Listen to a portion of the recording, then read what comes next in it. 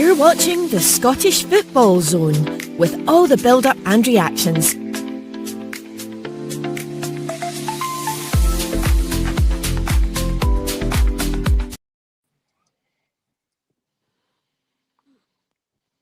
Good afternoon, welcome to the Scottish Football Zone, and on this nice and sunny Sunday. Usually it's a quiet Sunday because there's no football on and Scotland's out the World Cup, but as you know by now, and if you don't know, I don't know where you've been. Clarke has resigned as Scotland manager, and we're going to pick the bones out of that story. Today, joined by a full cast member of wonderful pundits, as I say. I don't know what I'm doing here then. So I'm joined by because it's a Sunday. Heidi is here first. Let's introduce the female first on the panel, and then we've got Graham Duffy, Charlie Knox, and Robbie Rance.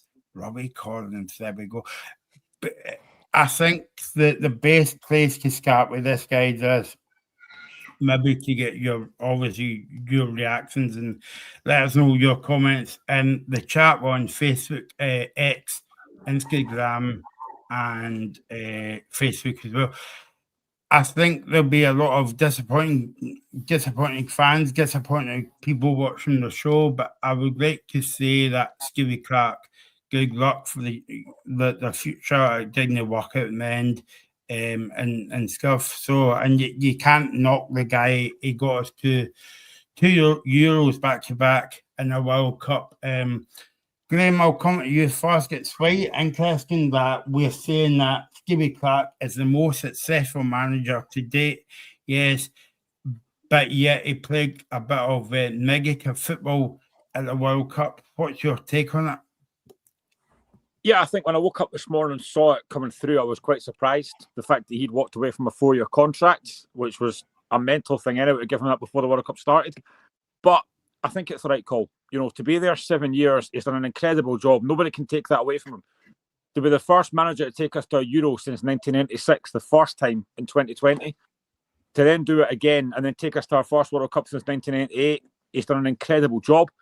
He's given us some big nights. You know, that night in Serbia, of course, nobody was there because it was COVID. But that David Marshall penalty save from Mitrovic. He's given us that game against Spain. The 2-0 win at Hampden was incredible. I thought Scotland were great in that night. The 2-0 win over Denmark was a great night as well. Obviously, the game Denmark before the World Cup, he's given us some incredible occasions. And nobody can take away what he's done in these 7 years. But getting to 2 Euros in a World Cup, you have to do better. You have to compete. And we've not done that in any of these tournaments. What kind of frustrates me in this tournament is the fact that he said, and the player said before this World Cup started, we've learned lessons for the Euros games. We're not going to be as bad as that. And we've done nothing. Like in the 9 games that we played at tournament football, we won 1 game, a deflected goal against Haiti. It wasn't good enough. But I don't think Steve Clarke should take all the criticism for this. Those players will not be good enough in this tournament. Big players like McTominay, McGinn, Robertson, who are meant to be leaders, have not turned up. They've been really poor as well. But Steve Clarke's legacy, he is going to go down as the best manager we've had for a long, long time. There's no doubt about that. But I think for him and for Scotland, I think it needed a fresh change. It needed something a bit different with new ideas, new philosophies, players that maybe play better for their clubs than they play for their country. So I think overall, it is the right call. I am surprised that he has gone, but I think he's made an entirely right decision for him. And I think that plane ride home is going to be very, very awkward, given the fact he's now no longer head coach. Heidi, I'll bring you in here as well, give us your reaction to it. But for me, I think it goes much deeper than the manager. I think it goes back to my favourite subject, and Robbie knows what I'm going to say here. Youth development football. We've got no one coming through. Maybe I'm a bit unfair. But Heidi, what about your reaction when you heard the news about Clarke? I mean, I was kind of no surprised. I think he's had his time with Scotland. We've had good moments, obviously Serbia. We had the beating Spain, Norway, and obviously that Denmark game as well. So he's brought us good moments. Obviously, he's brought us to 3 tournaments, but I think as well his football just wasn't the best. We just didn't see great football through the tournaments. We only won 1 game in the 3 tournaments we've played with Clarke, but I think it was the right call. I think it's the right call for himself as well. So we'll just need to see the next man in the dugout. But yeah, I think it was the right call, and he's done everything he could with Scotland. I think that's how far he could take the team. So I think it's the right call for him as well. So we'll just see who the next man in the dugout will be. Charlie? I think it's a correct decision as well. I think, yeah, Steve Clarke's done great stuff with the national team to get us to the tournaments, and that's all good and that's great and stuff like that. But we've actually managed to get to the tournaments, like we've not done anything at them. I've said this on many occasions. I think that the squad that we've got right now is more than good enough to at least get to the round of 16. And I think you look at some of the players we've got, like McTominay, Lewis Ferguson, just to name Andy Robertson, just to name a few, that are playing at such a high level. We should be doing a lot more than we are. And I completely agree with what Graham said. It's not all on Steve Clarke. I completely agree with it. I think some of the players have went hiding, some of the players have went missing in these games. But I still feel like that kind of. I feel like Steve Clarke probably has something to do with that as well, because the players aren't playing.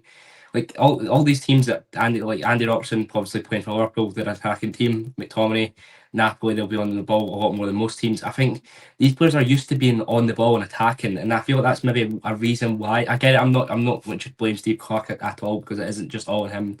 But I feel like this was the right time. I think I actually massively respect Steve Clarke for to walk away now. Could he easily just stayed, because he's got a 4-year deal. He'll be making money. He's got a job essentially. So I respect him massively to walk away now when he knows it. He knows himself. It's probably the right time. Robert, why do we always talk about a rebuild job after these kind of tournaments? Because I mean, I think I've mentioned to you and everybody else watching the show over the last couple of weeks. I mean, you look at Haiti, right? They've actually qualified for the first ever time in the World Cup, right? You look at Canada, you look at USA, right? And they actually started, like, football became big, as it were, maybe about 30 years ago, right? Or maybe 20 years ago, whatever, right? Scotland's been playing football well before that. Yet again, we're still trying to qualify for the knockout stages. Do you not think it's a wee bit embarrassing?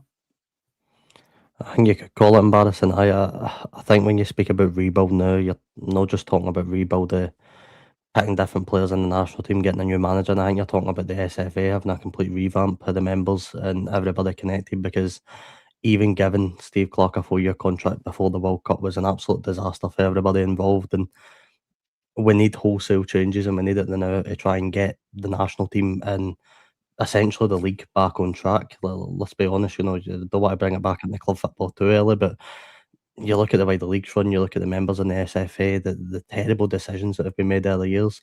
It's not just time to get a new manager and a fresh start. I'm sure we'll go on and talk about some of the candidates that are already appearing for it, but we need a whole change, the whole SFA and the whole structure. And to bring your point in, Michael, the league, the youth system, sorry, we need a whole change. But I just don't get this debate. We had Brazil in our group, we had Morocco in our group, 2 of the top 7. Haiti scored more goals in that same group than we did, and they're a lesser ranked nation than us. So I don't really get this argument that, but we played good teams, we played better teams than us. That we did play better teams than us. But if Haiti can go and score 2 goals against Morocco, then we can do better as well. So there's a lot of change that's needed top to bottom, I think.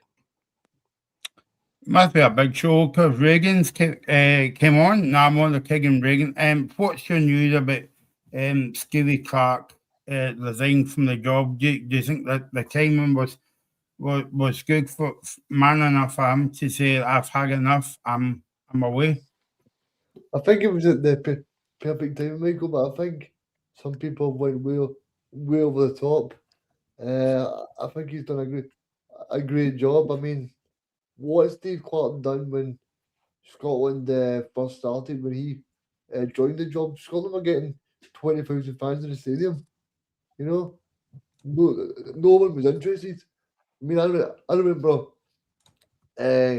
we've been able to go to the Scotland game and no one was there. But now you're struggling to get a ticket. So I think that just shows you the sort of difference that Steve Clarke has made. I think ultimately as well, Steve Clarke has been too loyal to some of these players.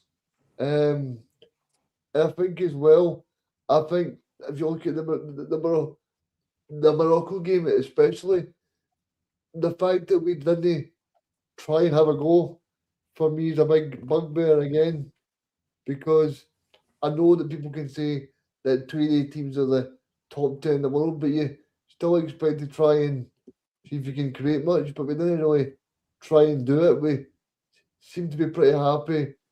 I've been trying to get scraps and try and do whatever, because I think at the end of the day, I think Steve Clarke will look back at and he'll probably have a lot of regrets. Reagan, I sat on a bus on the 21st of March 2019, right on the way home from school, and I watched Scotland lose 3-0 to Kazakhstan away from home. So I completely agree with you.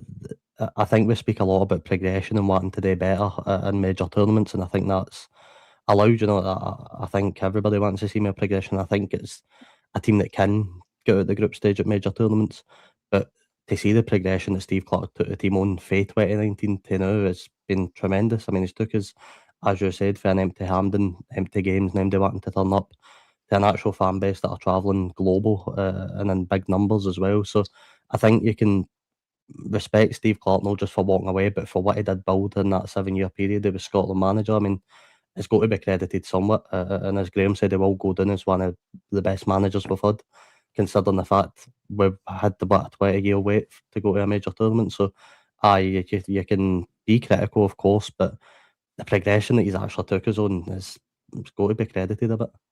I know people talk about the fact it was a hard group, and yes, it was. We were unlucky to get two teams in the top 10. But look at Cape Verde. They had Spain and Uruguay, two really good teams as well. And they've managed to get through to the last 32 against Argentina. I know they didn't win a game. They drew 3 games. But they showed fight, they showed desire, they showed hunger. Everything that Scotland have not shown in this tournament. And this is again why I go back to the players. You can't blame Steve Clarke for Grant Hanley in that Morocco game costing us a goal after 70 seconds, or Scott McKenna dawdling on the ball, or mistakes like that. That's not on Steve Clarke. But I do think some of these players have got to take a lot more of the blame. Yes, as I said before, Steve Clarke's done an incredible job in what he's done to taking us to World Cups and Euros. But these players have not been good enough. And I know that somebody made the point about Tom English there. I think a lot of the points Tom English made were valid. I think he was absolutely right. And a lot of what he said with Neil McCann, that debate was very interesting. But I do think some of these players have got to take a look at themselves and say, could they have done more? And I spoke about this weeks ago before the very first game. Don't come back from this World Cup with regrets. And I thought there'd be massive regrets from everybody. They've not competed in this tournament. Again, we have been one of the worst teams at the World Cup. And again, folks said it's the easiest tournament to get into.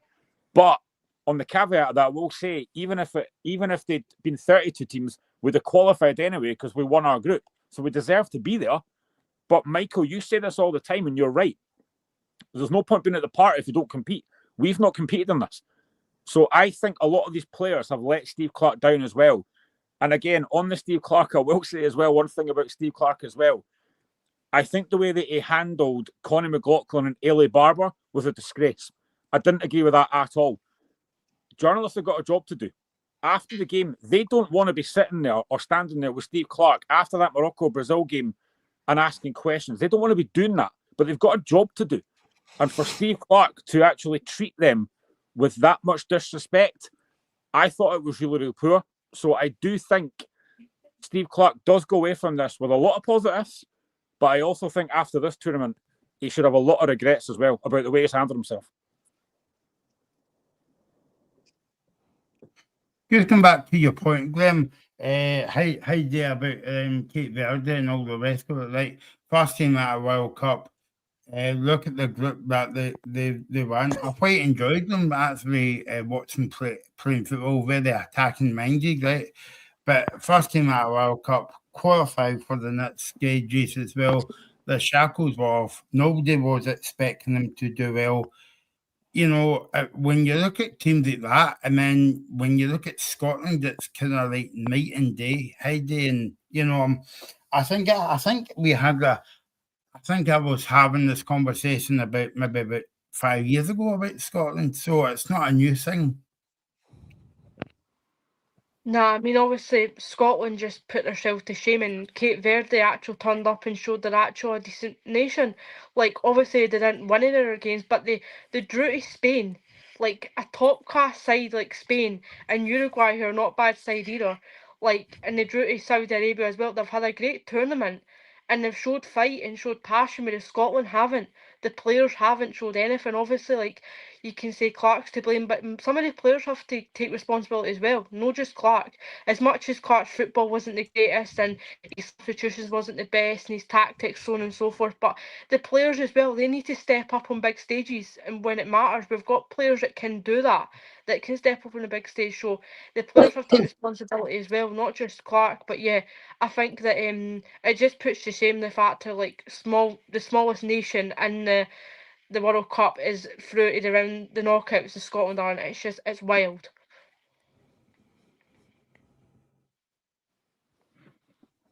Yeah, I mean, I was thinking you, Robbie, as well. That's what I'm sorry to put Scotland into this bracket, right? But this is the first World Cup that's really been designed for teams like Scotland to have a better chance of qualifying, yet they still kind of like failed. And I get Graham's point. This is not all on Skibby Clarke. He'll carry the can because he's the manager and he gets big bucks and all the rest of it. But you look up, I think you said this to me before, Robbie, about look at John McGinn, look at McTominay, look at players like that, never turned up. Aye, well, look at your captain, Andy Robertson, who probably will only play another World Cup for Scotland. Probably no captain Scotland into another major. How much regrets he going to have? Because he's telling us before the tournament, as Graham mentioned earlier, they're going to have a different mindset. They're going to have a positive mindset. They're going to have a go. And they look like it to any fans. I've not seen one fan try to debate that. I've not seen one fan say, "Oh well, we gave it a good go," and or the rest. Everybody's got the same opinion. It wasn't good enough. So these players, and look, I know we'll get into the next manager chat, but it's going to be so interesting to see what the new squad starts looking like with a new manager. I'd expect a few changes. No necessarily, I'm not saying you're going to take out John McGinn and Scott McTominay and all the rest of it. Of course, you're going to keep that last year Stonehold, but you need to start making some changes because some of the squad have looked like for the last 3 major tournaments that they've not cared, and that's a big issue for Scotland. So whoever the next manager's going to be, he's got some pretty big decisions to make already. I did see people moaning about Maxwell and obviously is it Mulroney, but I did see it broke in the last 10 minutes that the person that will be making the appointment will be the new Scottish football director, Kramer, and Holland. So that's a bit different because I've seen obviously people were slagging off Maxwell and that, but obviously Maxwell's not going to play part in this appointment. It's looking like it's going to be someone different. Well, I mean, I'm glad to hear that, but I'd still give Mulvaney, Maxwell, Doncaster, the rest of them, I'd still give them blame for the situation we've been in for a number of years now, to be honest, and giving Steve Clarke that contract. So I'm going to assume most of these characters played a part in giving Steve Clarke the contract before the tournament. So in my opinion, then they need to go just as much as Steve Clarke. For me, it was the right time he went as well. The only thing I would say on that, Robbie, is probably everybody wanted to give him that contract going into the World Cup. But the only thing for me, in retrospect, maybe they could have possibly said a 2-year contract because he's looking towards the sort of European Championships in Britain. Maybe he could have fall to that, but I mean, 4 years is crazy. I'm pretty sure Graham said the same thing as well about the 2-year contract. And I don't think fans would have minded that as much. But for me, that's now cost the SFA more money. And at a time in football where the SFA and what we hear and don't particularly have the richest funds in the world, I'll say, to give managers 4-year contracts and then let them resign straight after a major tournament is just absolute nonsense, to be honest, and something that we can't do. And I've seen a few people talk about Stephen Naismith now, so will be interesting to see who the next managerial appointment actually is. But it's just been so disappointing. I'm seeing now the players leaving by themselves, going to airports. I think John McGinn was the first one pictured leaving. I was saying this to Michael before the show started. Uruguay have actually done the same thing. They had private flights sorted for the Uruguayan players after the World Cup, and they've cancelled them and made them travel home themselves. So the players are going to be travelling home with quite a lot to think about, to be honest.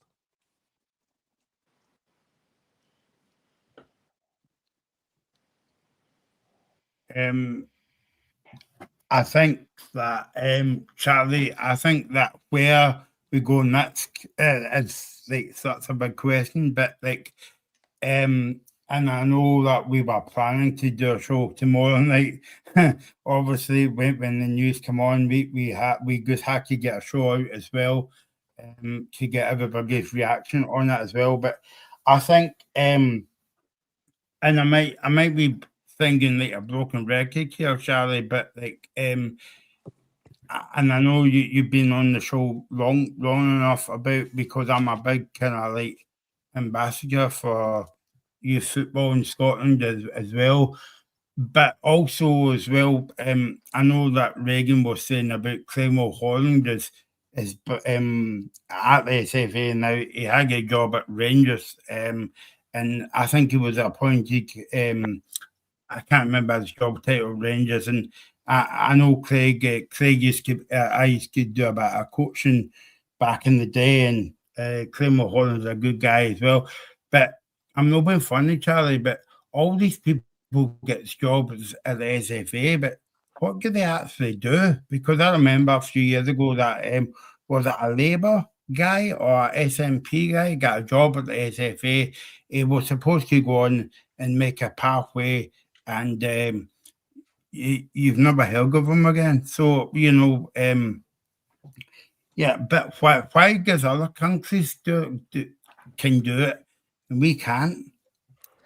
I get what you're saying. I think I like to think I know a wee bit about football, but if you were to ask me like, what a lot of these SFA members actually do, I don't think I'd be able to tell you a lot about them. Like, they're there, but some of the decisions have came out, like, to echo what you guys have been saying about the whole 4-year deal. I get it, Steve Clarke's obviously left now, but to give him a 4-year deal before the tournament even started was absolutely crazy in my eyes. I don't even think I would have get, if I was obviously in that power, don't even think I would have given him a contract before.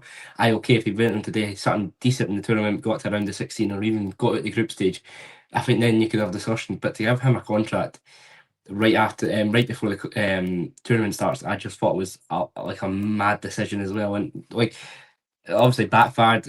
As I said, as I was saying before, I think I respect Steve Clarke massively for walking away when he could easily had more money in his pocket for just staying for another 4 years. But yeah, I genuinely do not know what half these SFA members do.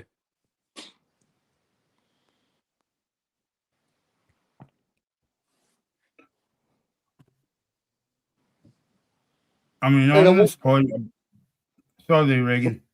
Sorry, I just wanted to go on as well and speak about obviously the fact that all these smaller countries have got in as well. I think it makes it even worse because I think there was so much emphasis on Scotland being hated and then everything will be okay.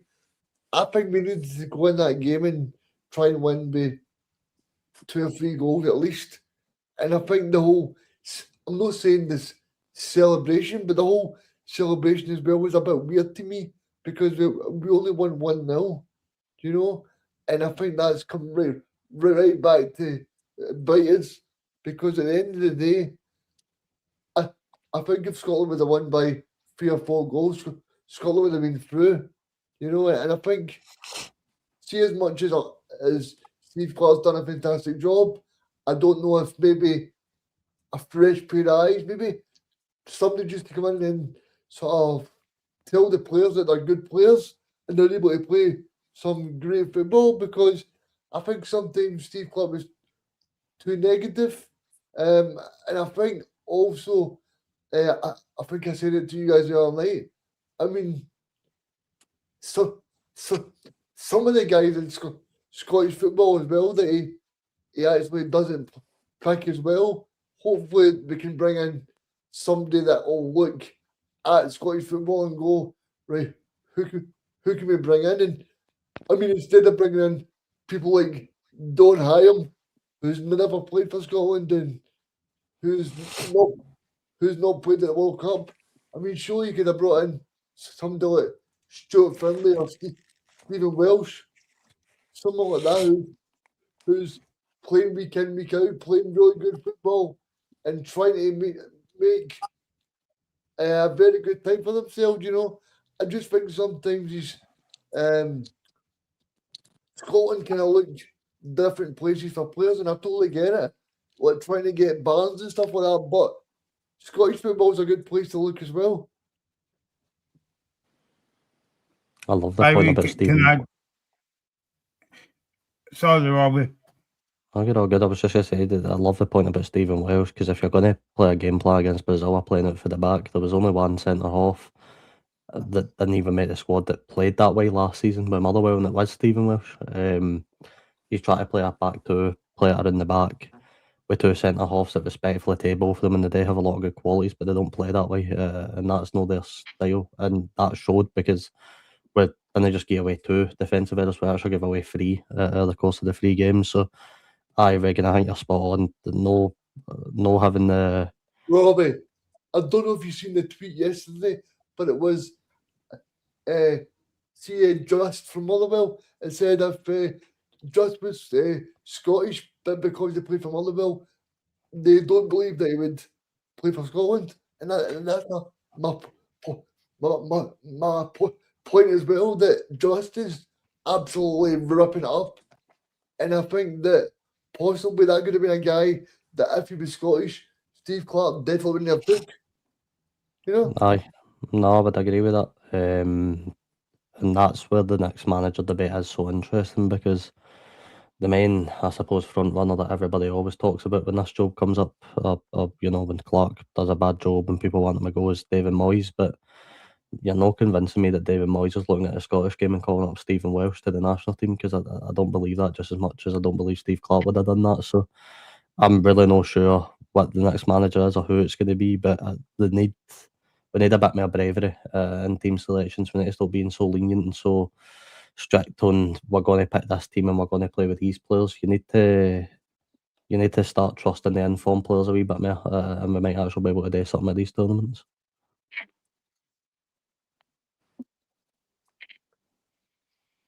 I mean, you look at Spain, for example. Spain, for the very first time, didn't pick any players from Real Madrid. I mean, could you imagine if somebody said to you, right, Scotland's not going to pick any players from Celtic or Rangers or from the English Premier League? People would laugh at you. But I think we've got some good players at Falkirk and Motherwell and Hearts. You know, we've got so many good players there that you could be looking at. And I think this is a good time to bring in Graham, because I remember saying to you, Graham, at the time, and you were busy saying to me on the show, and I think you know what I'm going to say here, Shankland, that he was wrapping up with Hearts or in the Scotland squad. He never really got much game time for Scotland. Yeah, he joined Rangers and he was straight in the starting 11, you know, so but I'll come back to that point in a minute, Graham. But Mikey saved my bacon because I couldn't remember the guy's name. It was Henry McLeish, remember him? It went into the SFA and maybe fell through the black hole. I'm not sure. But yeah, so what do you make of that point, Graham, that Regan says about, and I've kind of made this point on the show before, right? Because if you don't play for Celtic and Rangers, they're not interested. Is that a bit unfair, me saying that? I mean, because you look at Falkirk, we players in Motherwell, excellent team last season, you know, and you know, but yeah. Yeah, I mean, I think we've banged the drum so long about Lawrence Shankland being in that team because he's the best striker Scotland have got. I mean, I don't rate Adams or Dykes. I've said that before. But I think even his use of Shankland this tournament has been crazy. Like the first game, I understood why he played that front two of Adams and Shankland. I got that completely because they played against Bolivia. We looked decent against Bolivia. Okay, they weren't any great shakes, but I thought 4-4-2 against Haiti, completely get that. Then he comes out against Morocco and he plays Adams on his own up front, and you think, right, okay, I kind of get it, but it's not really that adventurous. The way that he set up against Morocco was just weird. That 5-4 formation with absolutely no threat, no Gannon Doak, no Shankland. And he doesn't even bring Shankland on in the end. He brings on Ross Stewart. He doesn't even put Shankland on. And then, against Brazil, when you're up against guys like Gabriel at the back, he put Shankland as a lone striker against that Brazil team. It's like, what are you doing? I don't understand what he was doing with some of these team formations. It just didn't work. But Shankland, for me, is a player that plays on a two. He's not a lone striker. He never has been. You need somebody else to do the running. That's not Lawrence Shankland's game. He's a fantastic striker. He's a goal scorer, but he's not someone that's going to chase after long balls and stuff. That's not his game. His use of Shankland was really weird. But I do think that other players deserve a chance. Stuart Finlay, somebody mentioned it there. I think it's been fantastic with Hearts this season. But we all know that Clarke has his favourites. He's going to pick guys like Grant Hanley, who has been a decent servant, but at this level, for me, he's not good enough. And again, why are we trying to play it for the back against teams like Morocco and Brazil with guys like Grant Hanley and Scott McKenna? That's not what Scotland are good at. I mean, to be honest, I think some of these decisions this World Cup have been absolutely mental. For me, and I said this on the last podcast, the biggest miss for me is Billy Gilmore. Billy Gilmore's a one midfielder that comes and takes the ball off the back. Look at the Morocco game, for example. Not the Morocco game, the Brazil game. Scott McKenna, if he's got Billy Gilmore coming and taking the ball off him, he doesn't make that pass to Robertson. He plays it to Gilmore. Gilmore keeps it, plays it off. We don't lose that goal. I think Billy Gilmore was a huge miss because we had nobody in the middle of the park to actually build up the play, to keep possession.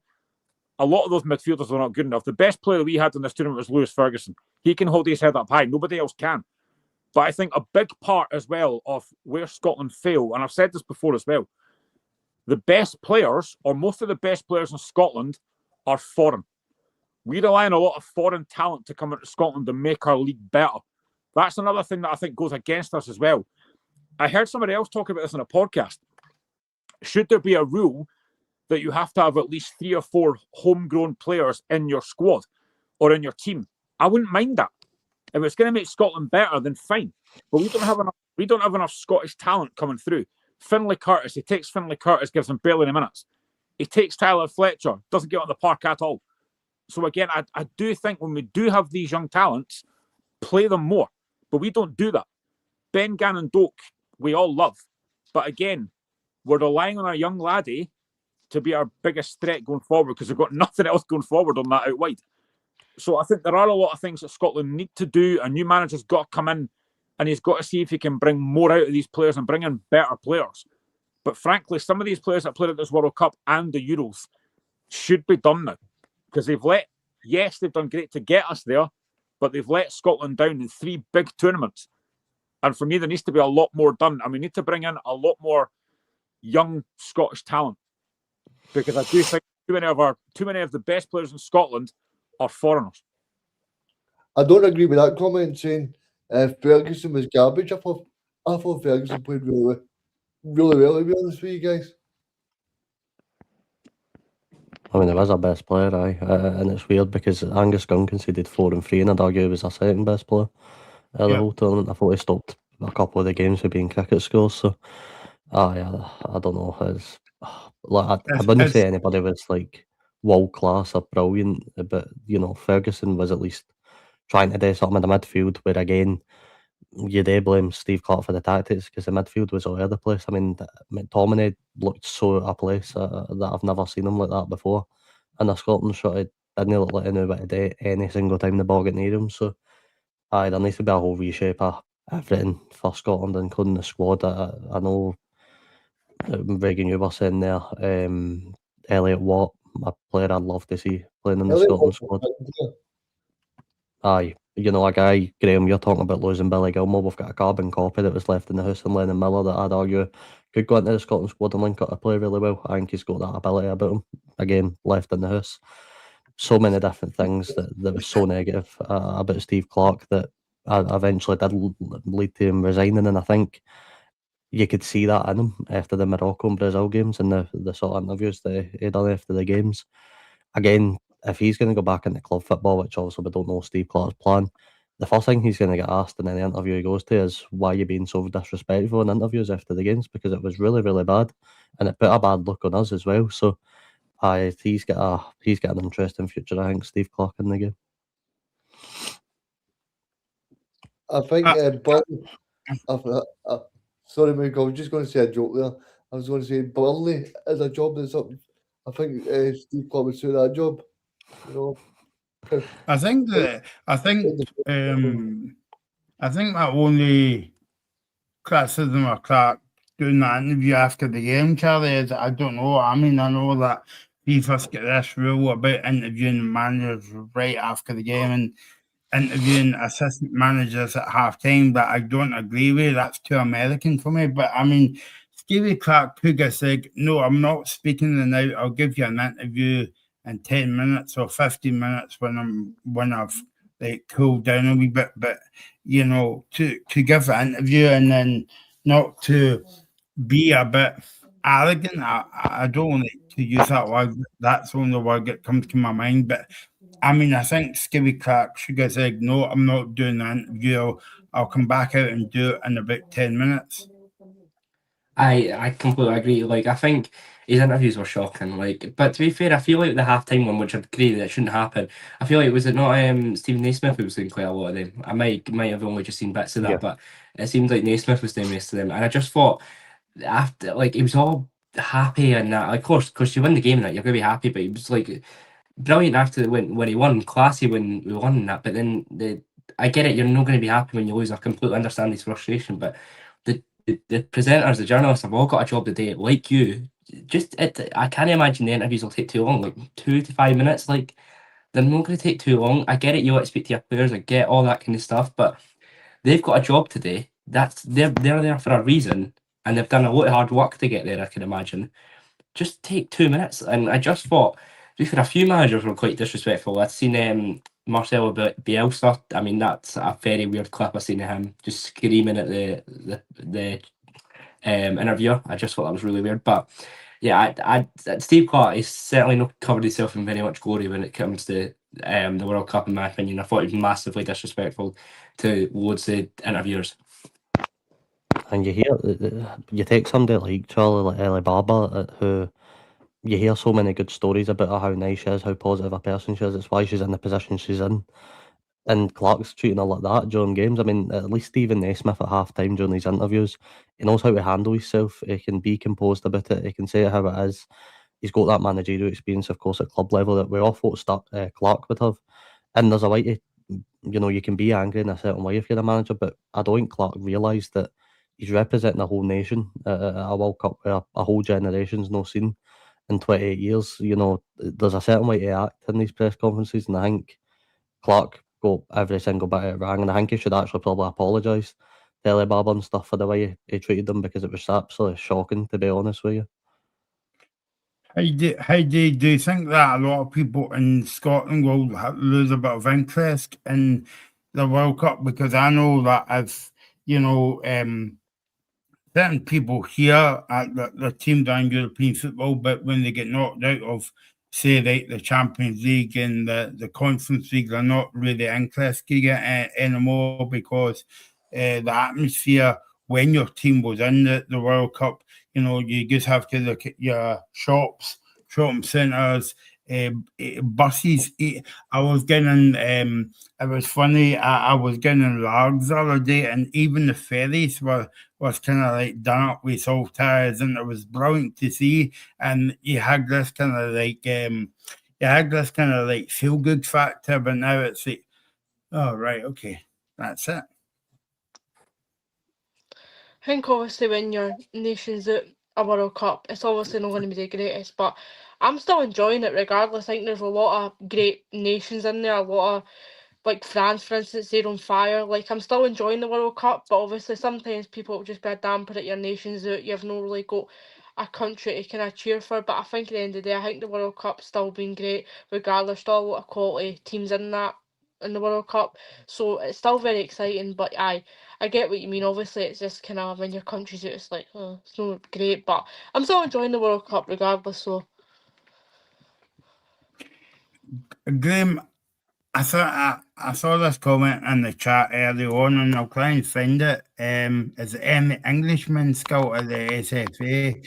And I know what they were getting at here, but I don't really care because as long as they deliver for the national team, I don't really care. What are you,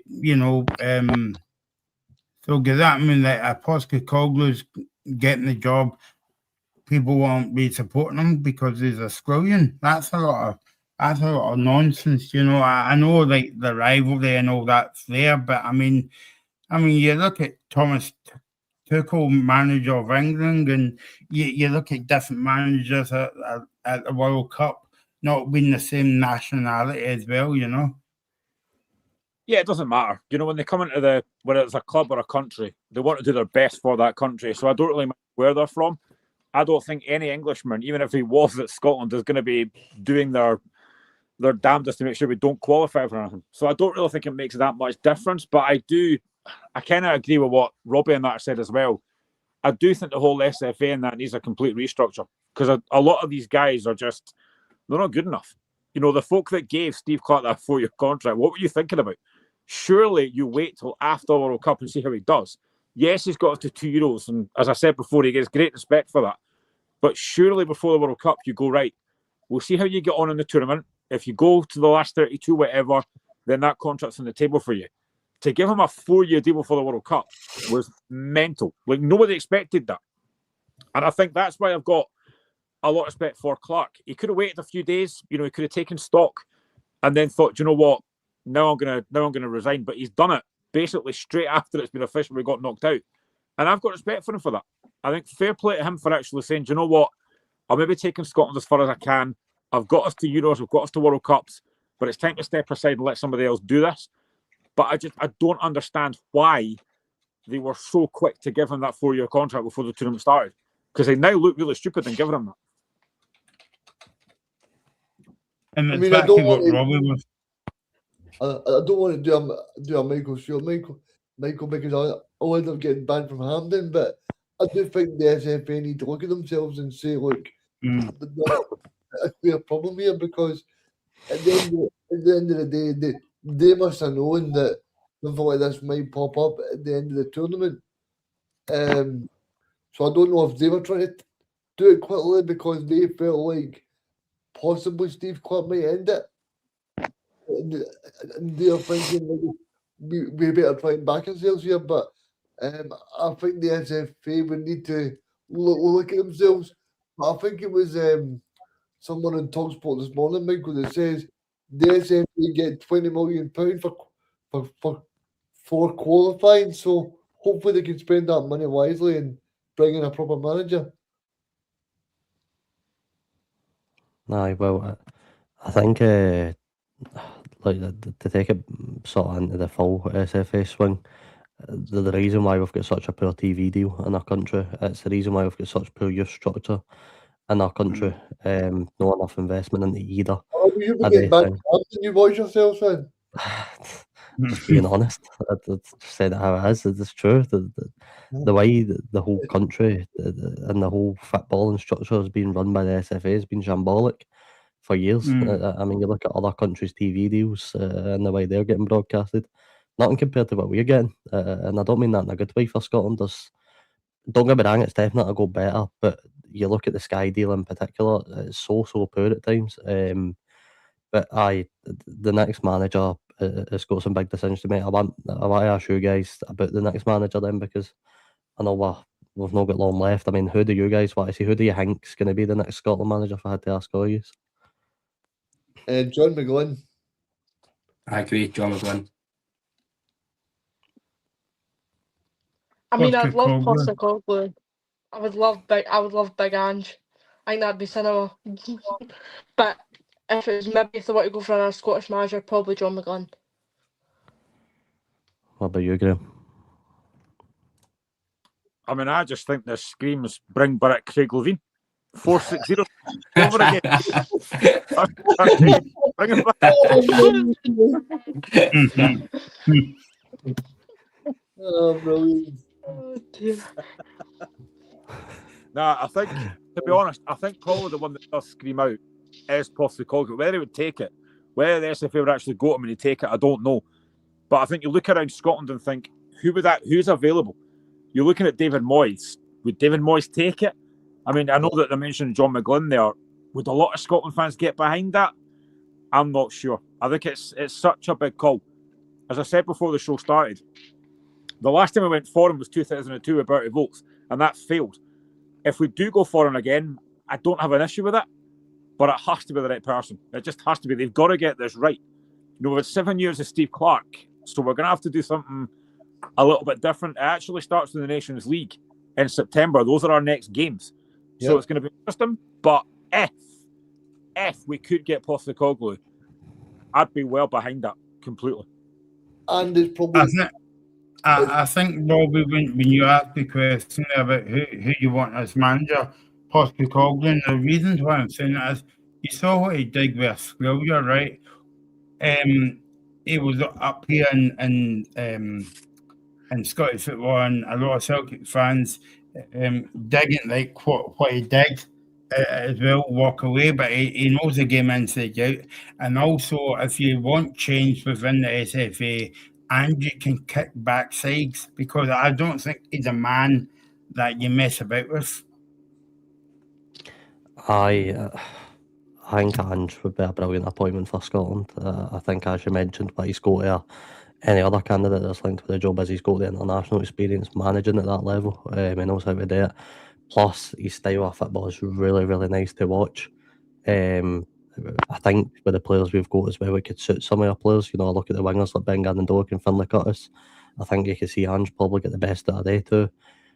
Be interesting to see how we'd link they two, maybe along Shankland up at major tournaments as well. So there's so many different ideas. I'd put forward John McGlynn as well. I think John McGlynn would probably be a good appointment in my opinion. I don't think a lot of people would be happy with that, but John McGlynn's he's had the last 3 years, probably the best 3 years of his managerial career. He's got so much right. He's done it in the Premiership as well. Some would say he's maybe not got that experience to step up to that level, but I'd argue Clarke back in 2019 never had that experience to step up to the level at the time as well, albeit he had a brilliant job going with Kilmarnock, and that's why he ultimately left. Another name I'd fling into the mix that would be very unpopular actually would be Neil Lennon. Obviously the current Dunfermline manager. I think he could go to Scotland and do a good job as well. I don't think Scotland fans would be very happy if Neil Lennon got announced as the manager, but I think somebody like that could go in and make the difference. And I think Lennon knows how to get a team going as well, so I'd be excited at the prospect of either, to be honest. But Ange's the dream appointment. I mean, to be honest, if he hadn't just taken the Rangers job, you're looking at Derek McInnes. But he's just taken the Rangers job. Or I think it would have been him. Don't get me wrong, the Scotsmen have put in some absolutely brilliant names on this list, by the way. They've put like Steven Gerrard, they've put Russell Martin, they've put Brendan Rodgers. Some very big names in there. I can't believe Wilfred Nancy's not on that list. See, in terms of this, Stephen Naismith, do you think the SFA might say Stephen Naismith show I think If they do that, we're just going back to one again. They can't do that. I could tell you, I think they could seriously get to him for the Nations League games. Really, because I wouldn't be surprised. I don't think they're going to get a new manager in the next 2 months, Scotland. I think Stephen Naismith's he'll get this qualifying campaign bookmark this, as they would say. I think Stephen Naismith will be the Scotland manager for the Euros qualifiers. I can't believe you just put Jim Good. What a managerial appointment, man. You speak about negative football, Jim Goodwin's got that in abundance. If the SFA gave the job to either Stephen Naismith or Scott Gemmell, then just pack everything away and just go home. It's done. Scott Gemmell, the guys in about 10 qualifying campaigns and no qualify for anything, but Stephen Naismith's been there, he's done it, he's got some experience there with Clarke. I just think the qualifying campaigns are about 50 days' time. So I don't know if they'll really be looking at trying to get a manager in before then. So I'm going to say Stephen Naismith will be a temporary Scotland manager. Well, if that's the case, we ain't getting at the Nations League group. To be fair, I do feel like there's plenty of time to appoint a new manager, though. You've got the last thing you want, though, is you don't want, if Scotland go on the phone to Ange and John McGlynn tomorrow and both of them say no, then I would rather Scotland took their time, because if you rush in and make an appointment with Stephen Naismith, then it would come back and bite us big time. What a joke. But I just can't believe it. All that Stephen Presley somehow outlasted Steve Clarke in the managerial job. That's just absolutely baffling. He's got an L1 done. You know what? Get him up. Why not? I actually see he's on the Bet365 list, by the way. 25-1 for Big Presley to take the job. So another name that I think is inexperienced, but it's a manager I've always liked. Barry Ferguson's on the list as well, and I wouldn't want him to get the Scotland job now. But if he had a bit more experience, I'd be a bit more lenient to fling his name in the ring for it. Again, I think you probably put Scott Brown into the same bracket as that. So, oh no, we don't want to do that. The problem is, Charlie, I think you're right. I think in 2 months, Scotland would have the ability to go and get a manager, and I think if they took their time, they could get the right appointment. But bar the first 3 names, and Moyes, Postecoglou and McGlynn, any other one's not going to get the fan on side, really, to be honest. They're going to... fans are going to hate if it's going to be somebody like Naismith. What about Roberto Martinez? Because he's leaving Portugal. No chance he's coming to Scotland. Absolutely no chance. He's got a Scottish wife and Scottish kids, Graham. You're not getting Roberto Martinez for Scotland. There's no chance of that. May as well ask Pep. You may as well just ask Steve Clarke. You may as well just ask Steve Clarke to come back. It's no happening. No chance. What about Gordon Gordon's trying, right? He doesn't even care about Scotland if I'm hanging back in the manage them. He's quite good at the Grosvenor Hotel. Honestly, we're going to end up with Joey Barton at this rate as our new manager. That's how bad it will be. Oh, no, we don't want that. Well, there you go, Heidi. Get a woman as manager. I'll be the manager. I keep saying it, by the way. I never gave the Scotland women's job, but Eva Olid is a sensational women's manager, by the way. She is. I'd genuinely take her at Simon if Craig McLeish wasn't in charge. Oh, I would definitely take Eva Olid. I'll probably the job. Really? No, she's nice as well. Well, I mean, you're saying about Shelley Kerr, but was she not the first female in Scotland to manage a university team? Shelley Kerr. Was it Edinburgh? Was it Edinburgh Uni or whatever? She's at Hearts now, isn't she? What about Simo Valakari? Get him in. You know, Simo wouldn't be the worst shout in the world, but again, I just don't think you speak about having experience. I just don't think Simo Jinky could step out of that level. Aye, but he's no leaving St Johnson. In a year's time, once he's won the league with Hearts, Wout of Rankin will take the Scotland job. Graham, I don't think you can afford to lose another manager after the year.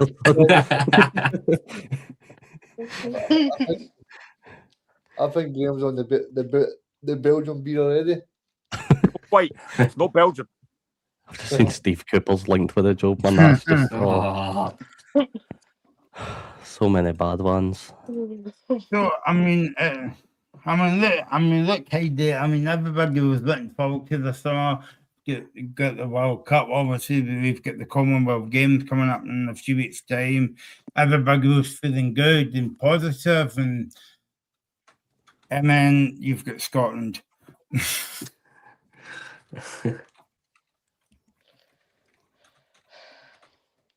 I know.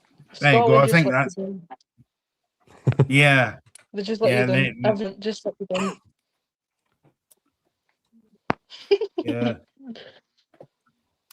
Oh, yeah. I know. Charlie.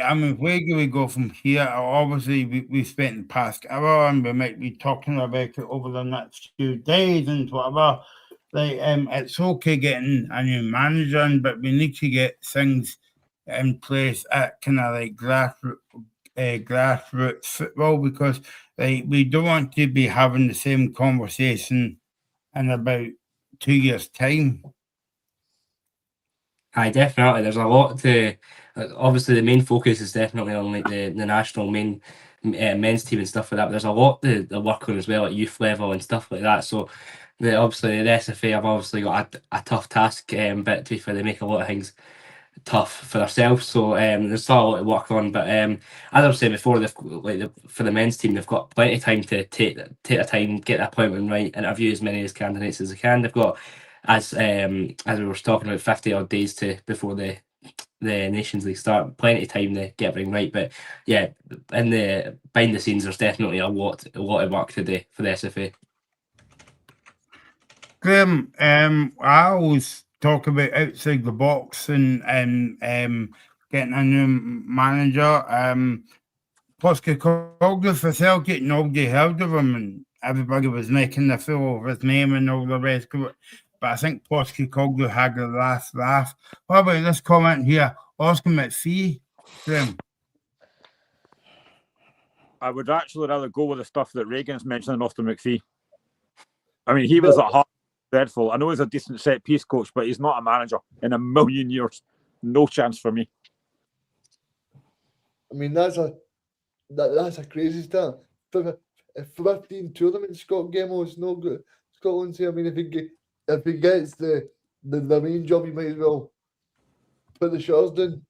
See that comment, that sums up everything that's wrong with what's going on in the SFA right now and what's going on with youth football in this country. That stat right there, that's the problem. The fact that we've let Scott Gemmell take charge of trying to get us into 15 tournaments and he's not been able to get us into a single one.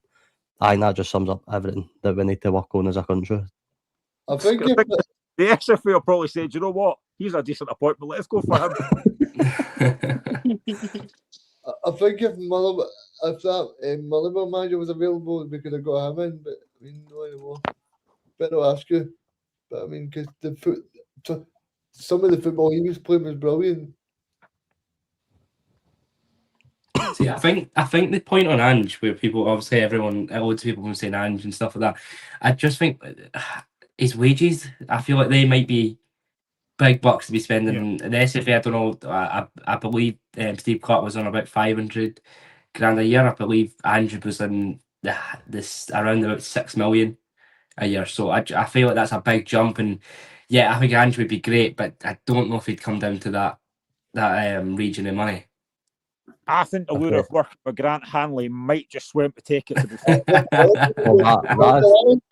that is the two aims. That's why Scott Gemmell might work, because the two aims are you play Grant Hanley, you play Lyndon Dykes, and that's why Clarke had to resign. He was started today neither. So, Charlie, I think you're spot on with Ange. I think the wage might just rule him out. But if the Scotland, if the SFA, had any ambition, then they would fling the money at him and tell him, look, come and do the job for a few years and see how you get on. So, I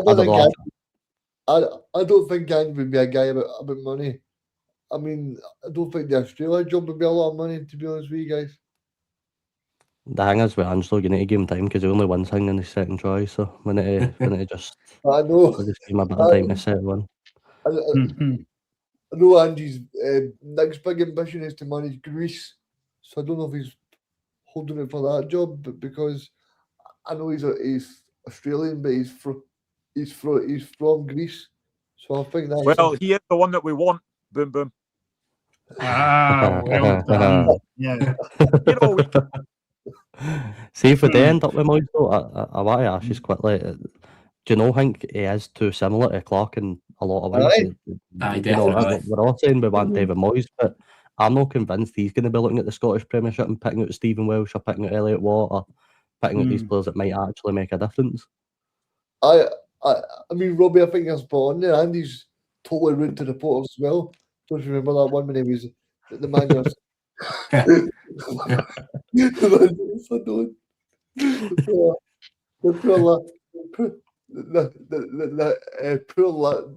poor lassie doesn't know. She doesn't know where to look. But I don't know if David Moyes would be the appointment, because I think as much as he's been at the top level, but David Moyes is all he knows, sort of trying to set up a low block and stuff like that. It's not kind of adventurous football either. Surely Alex Ferguson's got a few years left in the tank. I think you hear the same things about David Moyes as you've heard about Steve Clarke, so I feel like that's the kind of worrying thing. Like, you've just seen, like, Everton, they were pretty decent for most of the season, but then went and bottled it when it came to getting to the European place, and I just feel like it's quite similar to what we've had with Steve Clarke. That would be why I would kind of steer away from David Moyes. I think even though I don't think Ange would take it, I think it's worth the SFA having that conversation with him to say, would you be interested? Because at least then, if he'd be interested in talking, then maybe he could try and find a way to get him in. Because I just think Postecoglou would give something to Scotland completely different, a different philosophy, a different style of football, a different way of thinking. I think it's a conversation that has to be had in the first instance, and then see what happens after that. I don't think he would take it, but I think you've got to have the conversation. I would love to see Neil McCann and Tom English take it. You know what I mean? They're a good partnership. They two. No, you want big Ange and Roy Keane. That's what it's really about. Somebody just to stir up the dressing room when things are going rough. Yeah, I think like Graham's point is spot on. You need to have a conversation with Postecoglou, but I think the reason why I'm saying that, Robbie, is there's no kind of like any outstanding candidates at the moment. Maybe if I go for a long walk, I might not come back. But if I go for a long walk, I might think of names. But the only reasons why I'm saying Postecoglou, he'll get things done at the SFA as well. It's not just about managing Scotland, it's about, managing kind of like youth development, under 19s, and everything that we don't see kind of like day to day. Well, it's the reason why I thought Clarke would have stayed on, because you're looking at the managerial shortlist now, and we might end up getting N.A. Smith part-time for the Nations League, because what other choice do we have if Postecoglou says no? Then sorry, Robbie, I'm just going to say bookmark at that. Stephen Naismith will be the Scotland manager for the Euro campaign. I can't do that. No, I think in a realistic scenario, if Ange says no, which look, it's probably more likely than no, you probably are going to need to get an interim for the Nations League, or the first Nations League spot anyway, because I don't even see David Moyes wanting to leave Everton right now, to be honest with you. So I'm not fully sure he'd even take the job. So I think whoever it's going to be, you're right, Michael. Look, there needs to be a lot of structure change around everybody in the SFA, and that's why I said what I said earlier about Maxwell and Doncaster and all the rest of it, because it's not been good enough for years, and Scotland as a whole, and football wise anyway, is really no benefiting for what we're going through right now. So, there needs to be a lot of time spent in making this the perfect appointment, and hopefully having another crack, because look, the expectation's completely different to when Steve Clarke took the job now. Steve Clarke's expectation was try and build a bit of consistency with the Scotland team, try and get them back for basically being in the slumps for so many years, and he's managed to do that. Now the manager expectation is you've got to get us at a group stage at a major tournament, no less. You've got to get us there, and we've got to be competing in the knockout. So the expectation is built for a manager like Postecoglou to come in and hopefully try and make that work. And I don't think I'm wrong in saying as well, I think also there's going to be a bit of style about them as well, because I'm a bit fed up of seeing boring football these days. I want to see be entertained, to be honest. I've heard enough. Give me Craig McLeish 4-2-3-1 tiki-taka ball at the Scotland job. That's what it's all about. No, but you're right. But they want a bit of style, especially in press conferences and that as well. You hear the way Ange conducts himself during games, and the way he speaks during his punditry work. He just seems like a really genuine guy as well. So I think if you're the SFA, you're flying the handbags at getting Postecoglou in. Do I see them doing that? I don't, to be honest, but that would be the dream. And I know Ange is still based. Sorry, Michael, I'm just want to say that I know that Ange is still based in the UK as well. So that's another thing for Scotland as well to think about. There you go. So, before we go, I would just like to say thanks to everyone. It's been on the show in the last couple of weeks. Thanks to everybody in the background as well. And thanks to Robbie, and thanks to Alex, thanks to Reagan as well.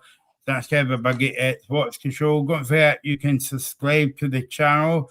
We'll be back in late July, early August for the new football season, as if we haven't been away as well. And hopefully we'll have Betty Vokes back in place for the Nations League. It'll be nice to see Betty Vokes in the dugout. By the way, I'm only kicking on because in case anybody says, who's he? As well. Duncan Ferguson. Oh, there you go. There you go. I think he's going to BBC. But anyway, let's see. Thanks to everybody. It is come on to you. Thanks to Graham. Thanks to Heidi. Thanks to Charlie. Thanks to Reagan. Thanks to Robbie. And big thanks to everybody. It's watching the show. Do subscribe to the channel, and we'll be back soon. Here on the Scottish Football Zone. You're watching the Scottish Football Zone with all the build-up and reactions.